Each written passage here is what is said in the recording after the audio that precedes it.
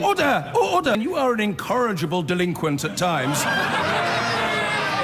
Behave yourself, man! Now then, Usman Khan was, as we've said, a very dangerous man. And as I've said, he wanted to create a terrorist training camp in Kashmir. He wanted to know how to construct a pipe bomb.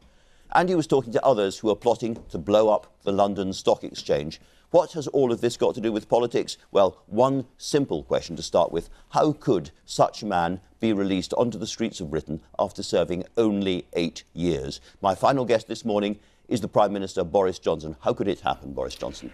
Well, I'm afraid that when you look at the case, there are a number of conclusions that one can immediately draw, and that is, of course, first of all, Andrew, that I pay tribute to the emergency services, the reaction of the police, the public. Our sympathies, of course, are with the victims and their families.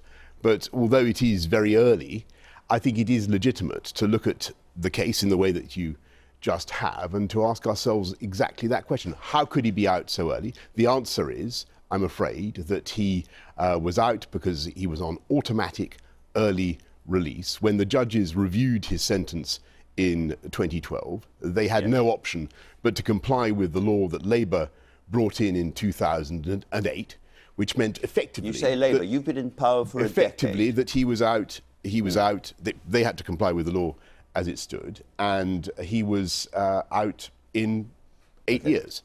And this was a guy, don't forget, that Judge Wilkie said was a very serious jihadi. And that's why when I've been in office for 120 days. Your party's been in power for 10 years. That's why when I stood on the steps of Downing Street, I said we were putting more money into policing. But I also said in August that we would no longer allow the automatic early release of serious and violent offenders. And what we're doing now is there is a bill which was in the Queen's speech to prevent automatic early release. And as you know... There is nothing in your manifesto that would have changed this case, is there? Nothing in your manifesto. There's a bill in the Queen's speech to prevent automatic early release, which I have campaigned against. Yeah. And it was because, to get to your question, Andrew, it was because of automatic early release that this individual was out on the streets. And that came about because... And had it not been... His original sentence was an indeterminate sentence to protect IPP, to direct the public. That was abolished by the Conservatives under your colleague Ken Clarke when he was Justice Secretary. Was that a mistake? No, what we were doing... Why not? Was because he was sentenced under Labour's system that allowed him to be released automatically, he was sentenced under IPP. Having served only 8 years. And when the judges, Judge Leveson and others, reviewed his case in 2012, they determined that he could come out effectively after only 8 years. Your government got rid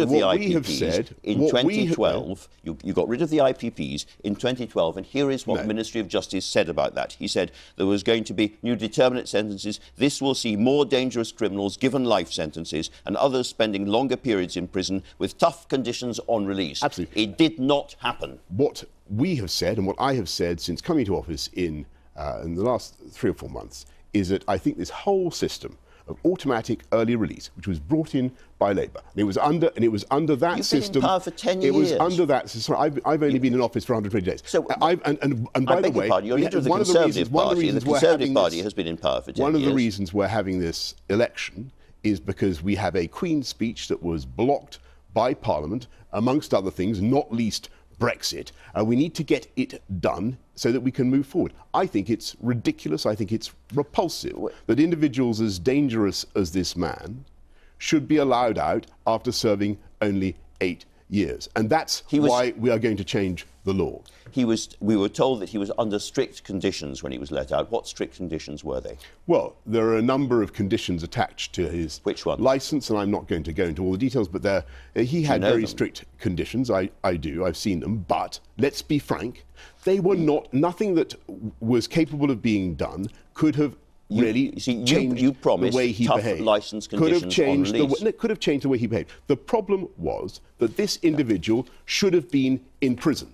And there was no question of probation. Under the Conservatives, he was let out. Under the Conservatives, he was let out. This was the Conservative decision. Because of changes You've been in power for 10 years. Because of changes to the law that were brought in by the Labour Party that I voted against. You're in power for 10 years and you've done nothing about it in 10 years. That Jeremy Corbyn voted in favour of. For 10 years you've done nothing about it. He voted in favour of automatic early release. For 10 years you've done nothing about it. You cannot retrospectively change the basis on which... For 10 years you have done nothing about it. Sorry, that you cannot change the basis on which someone is sentenced. You're talking about Usman Khan. I'm talking now about the future. For 10 years you've done nothing to change the system or toughen it. Now you're saying, what we are going to do. I've been in office for 120 days. We're going to bring in tougher sentences for serious sexual and violent offenders and for terrorists. We put more money into counter-terrorism. Well, let's talk about your record. That is what we're going to do. And I absolutely deplore the fact that this man was out on the streets. I think it's absolutely repulsive, and we are going to take that action repulsive thing against it. happened under the Conservatives. It was Conservative legislation and a Conservative regime under which... Would you like to apologise to people for the fact that that happened? I must respectfully repeat to you that his release was necessary under the law because of the automatic early release scheme under which he was sentenced. That was the reality. And that was brought in by Labour with the support of Jeremy Corbyn and the rest of the Labour Party. Earlier this year. I opposed it both in 2003. I opposed it both in 2003 and in 2008. And now that I am Prime Minister, I'm going to take steps to make sure that people are not released early when they have I do need to ask you some questions. Sexual, that's the way, violent or terrorist That's offences. the way it goes. In 2019, the Chief Inspectorate of Probation said of this of the Probation Service, again, under the Conservatives, he said probation is not working as it should, it's not delivering well enough for some of the most troubled and sometimes troublesome people in society when they and the wider public deserve better. Again, would you like to apologise to people what's happened to the Probation Service under the Conservatives? Obviously, I think we should be investing more in the criminal justice system, and I disagree, by the way. So you made a mistake? No, I think... As a government? No.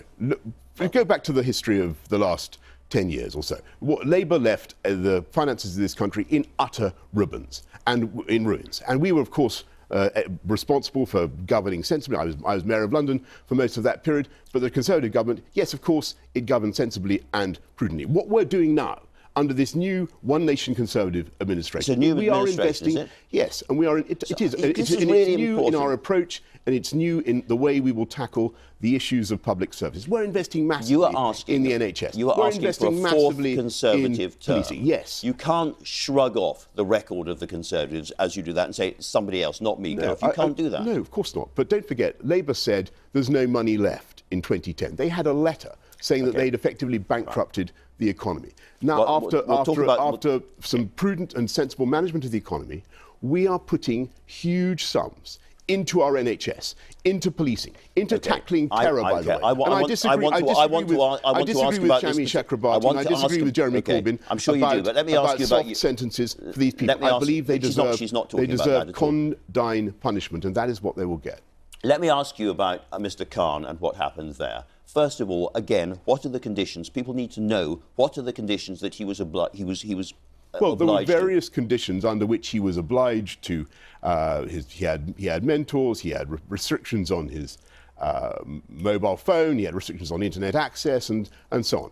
But not enough. But in my view, absolutely not. But the key issue, Andrew, is that he was allowed out early. How many other people are in the same position? He was allowed out early. And there was no, and this is very important, it was nothing to do with parole, it was nothing to do with the probation service. So how many people are in the same position? Legally, there was no way of stopping him from coming out early on the basis on which he was sentenced. So as for your question about how many others there are probably about 74. Okay, you're trying to avoid my question by carrying on talking. No, let me just ask you again. Let me ask you again. You said how many others? Okay. 74. 74 other people. What are you doing about them now? Yes.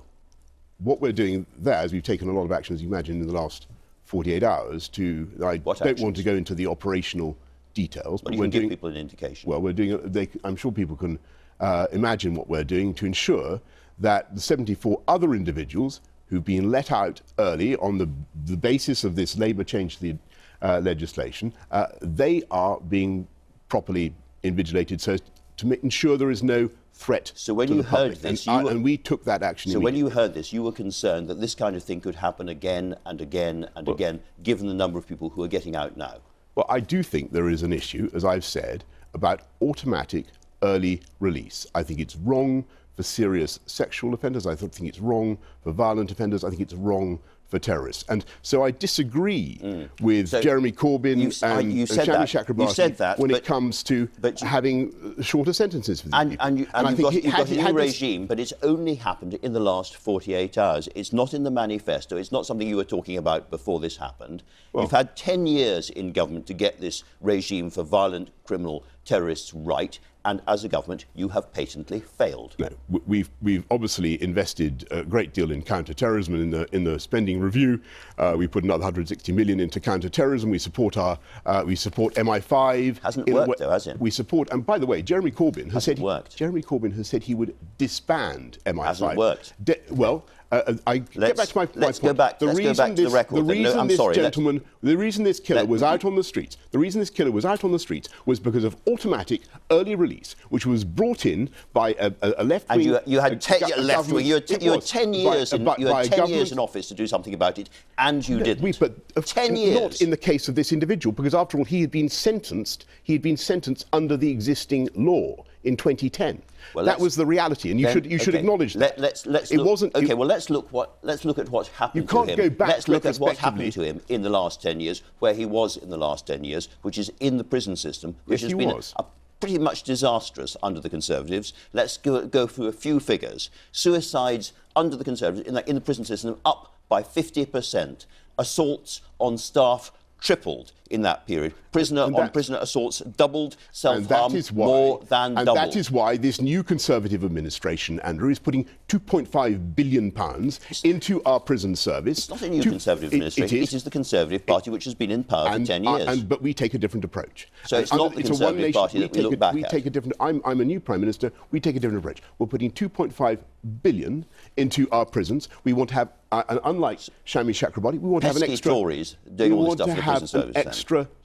I can't tell you what we're doing. We want to have an extra 10,000 places. And the reason that we are confident in our ability to do that is because we have a strong economy. We can manage the economy sensibly, and we will not rack up public debt so that we take a sledgehammer to the resilience of the UK economy. Okay, enough of all of that. Do you know the disaster that the Labour Party would be? Do you know how many magistrates and Crown courts you have closed as a party in the last 10 years? Do you know how many have been closed in England and Wales? We will be making investments in the criminal justice system across the board. Do you know how many courts? I'll tell you. It's nearly 300 magistrate and Crown courts that you have closed as the Conservatives across this country. It's an astonishing record. We, of course, understand that now is the time to make investments not just in the NHS, not just in policing, as we are doing, not just in the education service, but also in our criminal justice system. Okay. We're putting more money into counter-terror. Jeremy Corbyn wants to scrap MI5. I'm not interested in Jeremy Corbyn. I'm interested in you. Responsible for keeping us safe. MI5 monitors thousands of people, such as Usman Khan.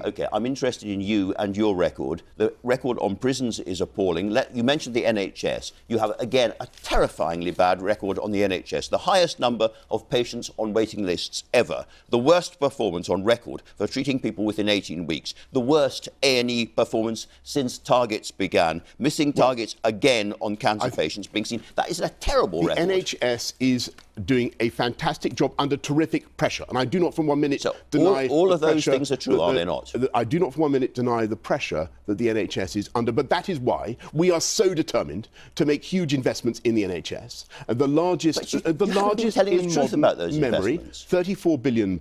And you're going to, I know what you're going to say. Nurses and hospitals. We're building. Not true what you said before, was it? We're upgrading 20 hospitals and building 40 new ones. And you're going to say, oh, well, it's only 6. Actually, that's not true. No, it's seed money for business plans. The seed money for 40 new hospitals. Okay, and as a result of the one thing we can all agree taken by this government, there will be 40 more hospitals in 10 years' time. Well, I'm immensely proud of that. One thing we can all direction for this country. I'm sorry, but in terms of the misuse of language, one thing we can both agree on, I'm sure, is that seed money for a business plan is not a hospital. When you say I'm putting in seed money for a business plan, it's not a hospital. It's not. Seed money for 36 business plans is not 36 new hospitals. Of course not, Andrew, but you don't commit seed money unless you have have a convincing case and a rationale for building that hospital unless you're determined to go on and do it. And that is what we are going to do. And you mentioned 50,000 nurses. And of again, which 19,000, as you know, are not new. Agreed. Absolutely. So a mistake to say 50,000, actually. No, because unless we put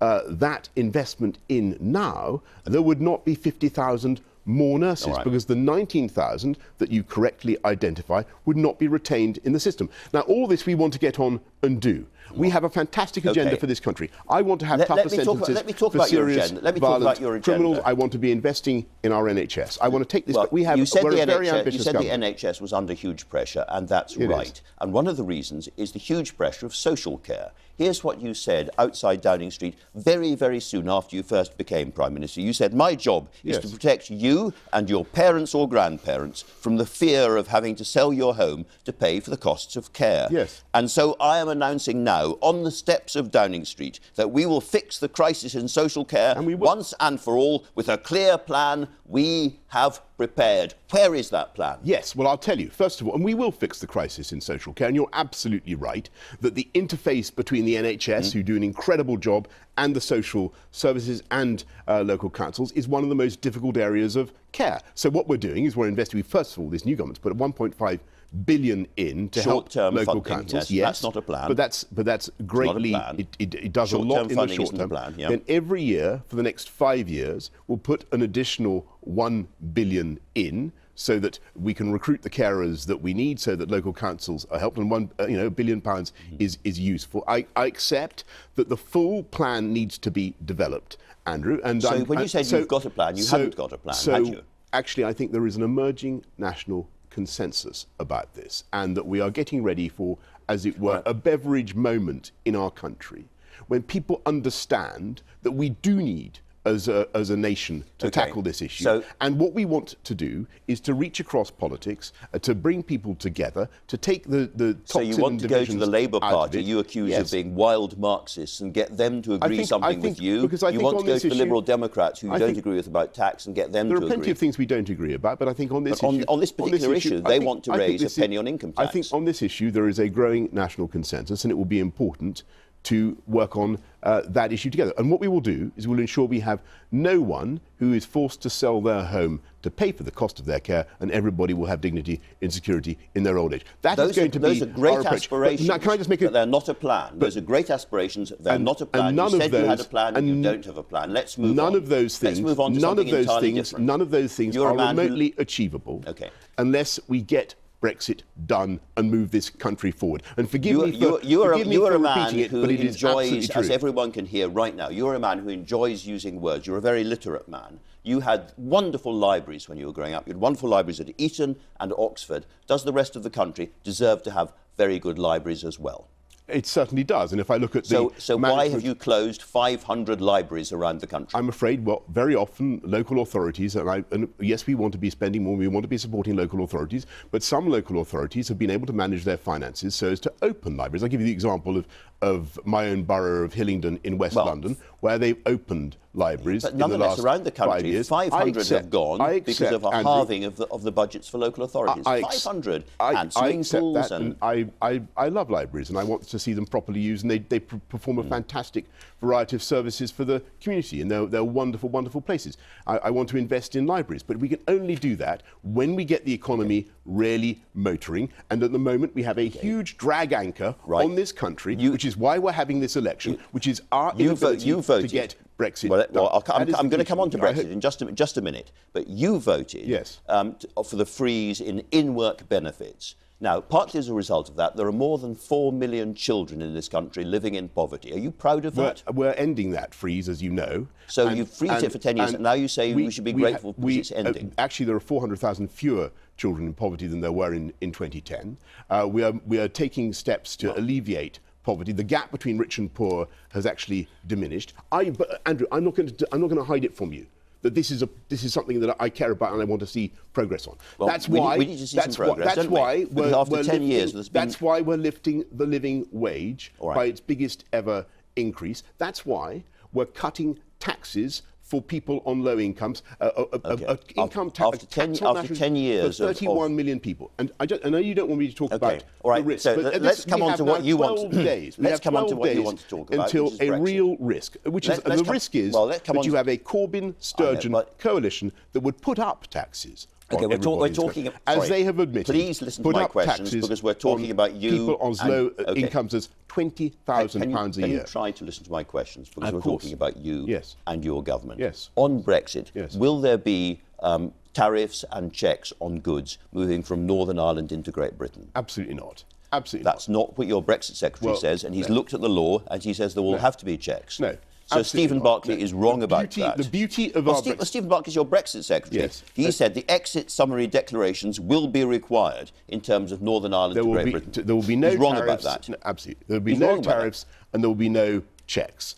And what we will ensure is that the whole of the UK, Northern Ireland and the rest of us can come out. And the advantage of the paperwork, which is going to affect Northern Ireland businesses both ways. The advantage of the Conservative this election is we have 635 candidates who have all signed up, and they haven't been lobotomized, Andrew. They've all signed up perfectly freely from all spectrum of the party, a very, very good deal, which enables us to come out on January the 31st. It's a great deal for our country. We want to get it done. If we can get in with a working majority... I'm sorry, let me ask you, if you don't mind, another question. That'd be very kind of you. Please.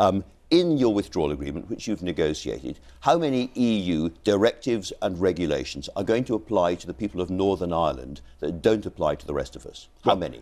That will be a matter for the people of Northern Ireland. No, it's not. It's in your withdrawal. Withdrawal declaration. As you know, there is a period... Annex 2, and the number is 300 declarations and regulations applying to Northern Ireland and not to the rest of us. You're missing the point. You're missing the point. It's in your annex. It's your document. You're missing the point. The point is that Northern Ireland and the whole of the rest of the UK will be able to come out, do free trade deals, do things differently. We'll have free ports in Northern Ireland, we'll be able to cut VAT on sanitary products in Northern Ireland. All the advantages of Brexit will be there. Yes, for a period... 300 more regulations. Northern Ireland can remain in alignment with the rest of the EU if they choose to do so. If after 4 years the people of Northern Ireland decide that those regulations that you cite are not suitable for them, they automatically fall away. That alignment automatically... Do you understand the point? No, I don't really, because for the lifetime of the next Parliament we're about to elect, there will be 300 regulations and directives from the EU which apply to Northern Ireland, which don't apply to the rest of us. And that is the truth. And it's going to affect Northern Ireland business, and that's not what you told me. But if they don't like it, and if they don't want to be in alignment, then they automatically fall away after 4 years. Do you understand that point? Let me ask you about the overarching financial problem. The reason for doing that is so that we solve the problem of the Northern Irish border. You just keep going on and on and on. You're chuntering. I need to ask you about the money. You're interrupting. So the money. I think people might be quite interested in my answers, but as well as your questions. But go on. The promise is. That you've given is there will be no rises in taxes for most people under the Conservatives, and you're not going to increase borrowing under the Conservatives, but you are going to spend money in specific areas such as policing and the NHS that you've described. Yes. The problem is that if there is any slight bump or hesitation in growth during the lifetime of the next Conservative government, you are scuppered. You can't spend more plans, and therefore for an awful lot of people who are dependent on public services, voting Conservative might be too much of a risk. No, we've made it very clear that we're making record investments in the NHS, £34 billion. The NHS budget will go up by about a third between 2018 and 2023. What about making the sums add up? And I think I've explained the nurses, and of course the sums will add up. Right. If you look at our budget, at our manifesto, it is fully costed. I must draw... I'm sorry, let me look... Can I draw the distinction between the Labour manifesto and the Labour manifesto? No, you can't. You absolutely can't, because I need to ask about you and your views. You have said that it'd be one bounce and you're out on Islamophobia in the Conservative Party. Your candidate, Karl McCartney, an election candidate, has had multiple retweets of Tommy Robinson. He's still inside the Conservative Party. Your candidate, Anthony Brown, has suggested Muslim leaders at the time of Iraq had divided loyalties. He's still inside. Not many bounces. They're still inside the Conservative Party. There is an independent process which needs to consider all such accusations of prejudice of any kind, and we're ruthless about that. Right. And if people are convicted, then they're out. And we're very, very clear about that. And what we are also having is a general inquiry into prejudice of all kinds within the Conservative Party. Well, and I must say, I think there is a very sharp distinction between what we're doing and what Labour has failed to do in clamping down on anti-Semitism. Because there was a prominent Conservative. Yes. When you give me an answer, there was a prominent Conservative who said to any non-Muslim reader of the Quran, Islamophobia, fear of Islam, seems a natural reaction and indeed exactly what that text is intended to provoke. Judged purely on its scripture, to say nothing of what is preached in the mosques, it is the most viciously sectarian of all religions in its heartlessness towards unbelievers. That was Boris Johnson. Do you stand by that? Look, people are always going to drag out bits and pieces that I've written over the years in order to distract from the fundamental issues at this election. I have a record of campaigning for against prejudice of all kinds. Indeed, I'm proud to say my great-grandfather knew the Quran off by heart. And what we do in our Conservative Party is refuse to allow people to get away with prejudice and discrimination. What I think the people of this country want to know, and if you'll let me answer let me make some points rather than quickly. What the people of this country want to know is what is our programme for government. Our programme for government is to get this country forward, get Brexit done, and take this country forward. I am trying to avoid the speeches. Can I ask you about something else? Why are you avoiding being interviewed by Andrew Neil? Because I think we've got a perfectly brilliant Andrew it's a different interviewing audience. Here. You're absolutely right, but it's a different audience. I am doing on this programme interviews with all the party leaders, including yourself. Andrew Neil is trying to do interviews with all the party leaders in an evening slot with a different audience. Everybody else has done it. Why won't you? He couldn't have a more brilliant agent, if I may say so, than you. But if you really want to, I think what the people of this country want to know is what is our programme for government. It would be graceful and decent if you were able to say now, I will do an Andrew Neil interview. I'm perfectly happy to be interviewed by any interviewer called Andrew from the BBC. And are you going to be meeting Donald Trump this week? We will make sure that. And by the way, I've done interviews with. I did a 2-hour-long phone. I've done TV debates. No previous Prime Minister has done one-on-one TV debates. Are you going to meet Donald Trump this week? I am, of course I'm going to meet the President of the United States. He's coming to the NATO summit. Are you worried that he's going to say something embarrassing? Look, I'm very pleased. We're out of time. I'm very pleased that we have great relations with the United States. We are out of time. And thanks to all my guests. And unlike Jeremy Corbyn and the Labour Party, who would abandon NATO, we want to strengthen our defences. Prime Minister, we're out of time. Thank you so much for talking to us.